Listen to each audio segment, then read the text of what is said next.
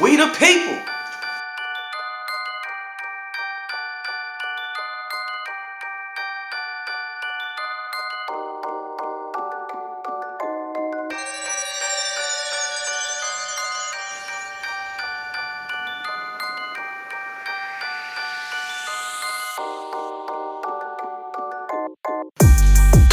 Welcome to I Wrote This Down by Star 25.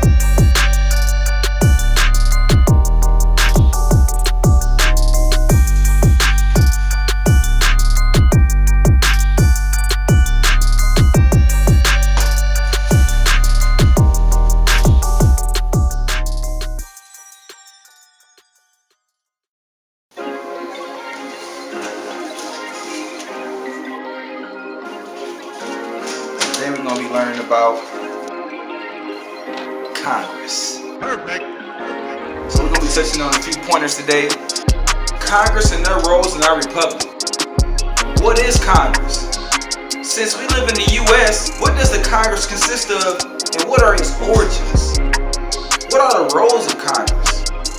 What power does it have? Why you should be paying attention to Congress and keep your values in the seat of representations? Based on Google's definition of Congress, Congress is a legislative body, or a formal meeting, or series of meetings for discussion between delegates, especially those from a political party. In our country of the United States of America, Congress is one of our three branches of government. If you didn't know this in history class, civics, or whatever, yes, there are three branches of our government. The judicial branch, the legislative branch, and the executive branch. Our Congress was founded March 4th of 1879. My bad. Our Congress was founded on March 4th, 1789. Congress was created by our Constitution in that same year. Here I'll show you the infrastructure of Congress. The basic qualifications and number of members allowed in both houses of Congress. Alright. A member of the House must meet these following qualifications. They must be at least 25 years old, a United States citizen for at least 7 years, and be an inhabitant of the state in which they are elected. For every 30,000 persons, there should be one representative, even if the population is under 30,000. Members are supposed to reflect the opinion and to stand for the wishes of their constituents, declared by Representative Edward Crumpacker of Indiana.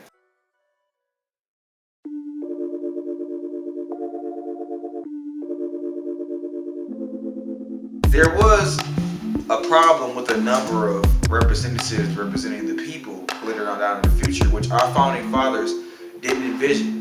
So in 1911, Crumpacker also stated this: if we make the ratio of persons per representative too large, the idea of representation becomes attenuated and less definite. The personal interest of the voter and his representative becomes less important to him, and we may lose something of the vital strength of our representative form of government.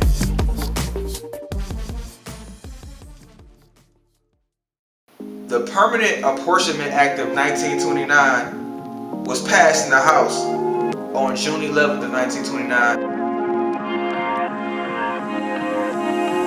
And a week later, on June 18th of 1929, was signed into law, which caps the number of representatives in the House to 435 members. States can gain and lose representatives based on the population's, fluctuations, but never to exceed in total 435 representatives for all the respective states.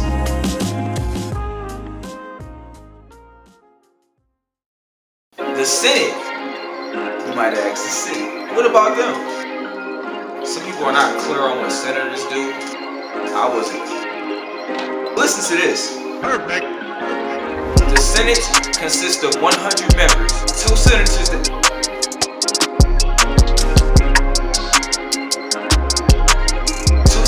delegated to represent each state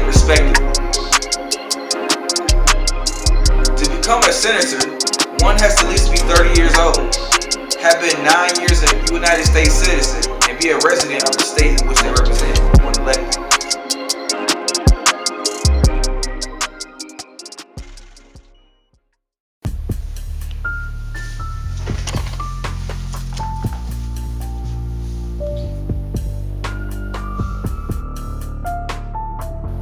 The Vice President of the United States acts as the President of the Senate.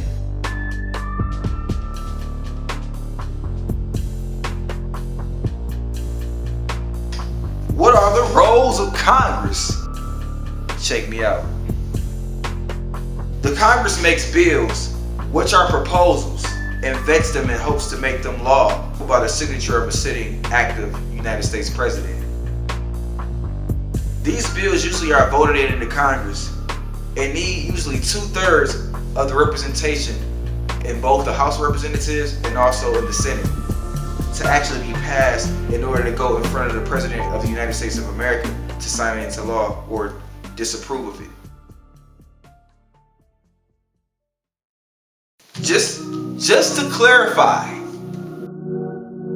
I know some people scratching their heads, but just to clarify, the House of Representatives conjure up the bill, they do this. And the Senate vets the bill, which means they do this. They check it, make sure it's right. The Constitution states that the House of Representatives has the sole power to impeach an active sitting president,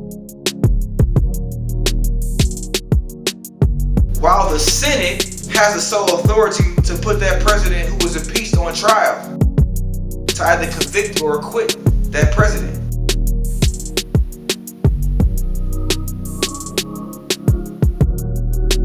Each house has the authority to set out the rules in its proceedings, punish its members for disorderly behavior, and with 2/3 of agreement can expel a member from the proceeding. Each house must keep record of its proceedings and at certain times publish them, except such parts as in their judgment is deemed to be kept secret. Is that most of the time, right? They always keep it secret. Neither house may adjourn for more than 3 days without consent from the other house, nor adjourn to any other place than that which the two houses are sitting. Get this! Congress has the privilege of not being able to be arrested during the attendance of a session.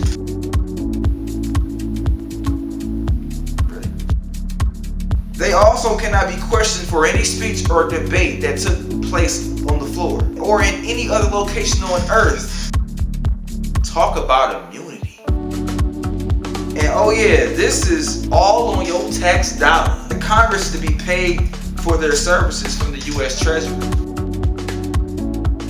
What powers does the Congress have? And what are some limitations to its powers? Well, like we didn't know this one. Congress has power to impose and collect taxes from you. Big surprise. 2. Congress has power to borrow money on the credit of the United States. 3. Congress has power to coin money and to determine the standard of weights and measures. 4. Congress also has power to punish the counterfeiters of money and counterfeiters of investments. 5. Congress has the power to establish post offices and post roads. 6. Congress has the power to promote the progress of science and useful arts and issuing out of patents. No wonder they talk so much about the science. Follow the science. Follow the science. You're not following the science. Y'all who's watching need to be following the money. 7. Congress also has the authority to declare war. There are powers forbidden to Congress.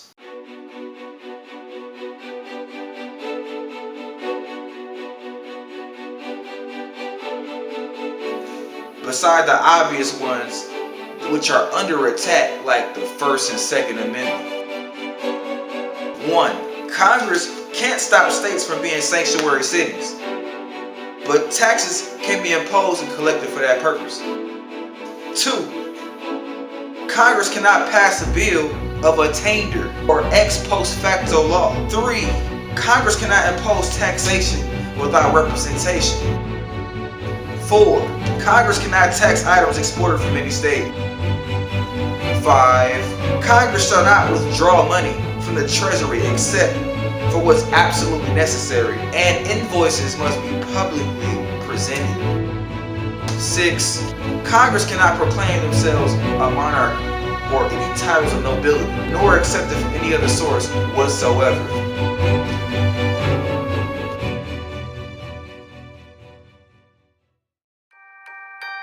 Why you should pay attention to Congress and keep those cherishing your values and seats of power instead of those looking for money and celebrity status. The 4,440 words of our beloved Constitution was written for you and I. I know the common person doesn't care about politics, but I challenge you all to lean in so you can move accordingly and be aware of your representative's true colors, so you may vote next time in a more educated state of mind if you didn't do so previously. Many have lost faith or never had faith at all in our electoral process, for good reason. In the end times, the Bible says that they will think to change times and laws. The thing that keeps us a free nation and not a socialist / communistic one is the laws on the books. That branch is the legislative branch. The branch where Congress